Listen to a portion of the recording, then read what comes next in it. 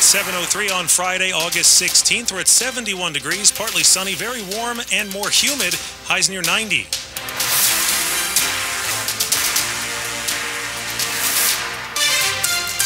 Good morning, I'm John Aaron. I'm Michelle Basch. The top local story we're following this hour, a Manassas Park woman has been missing for 2 weeks now, and there's a stepped-up effort to find her.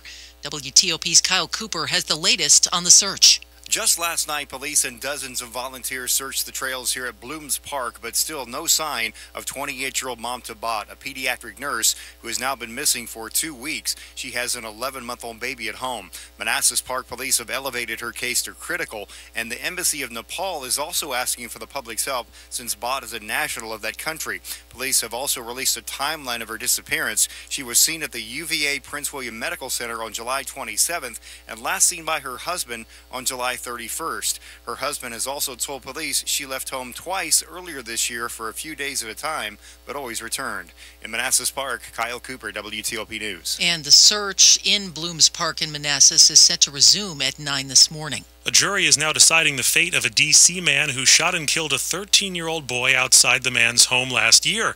WTOP's Mike Murillo has more from D.C. Superior Court. In this case, Jason Lewis's defense claims he only fired his weapon when he feared for his life after seeing someone in a car pointing a gun in his direction.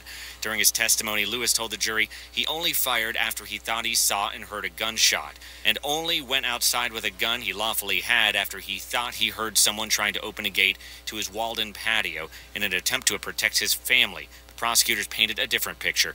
Assistant U.S. Attorney Shauna Piapilli claims Lewis saw Blake and the others burglarizing cars and went outside with his gun to teach them a lesson, and that Blake mistakenly ran in Lewis's direction to try to flee the gunshots. The prosecutor saying you cannot shoot people for property crimes. The jury must now decide if Lewis committed second-degree murder, involuntary manslaughter, or neither.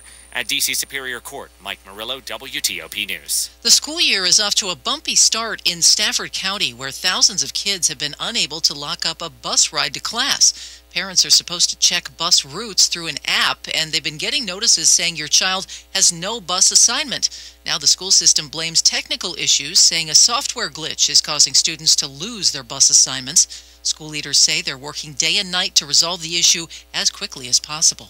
It is a way to get from here to there in our area. It's a political reference, and for many commuters, it is a daily headache.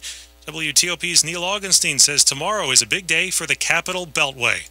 When planners in 1950 started working to link the country together with interstate highways, this road was called the Washington Circumferential Highway. This would be a non-stop bypass route so travelers and trucks could avoid having to drive through downtown D.C. The first segment opened in Maryland, a mile and a half between 355 and Connecticut Avenue in 1957. 4 years later, in Virginia, the stretch between I-95 and Route 50. The final link was the top of the Beltway, the 24 miles between 355 in Montgomery County and Pennsylvania Avenue in Prince George's County.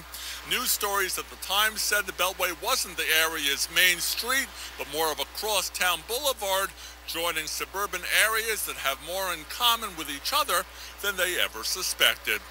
Along the Capital Beltway, Neil Augenstein, WTOP News. So wait, Neil said it was called the Washington Circumferential Highway?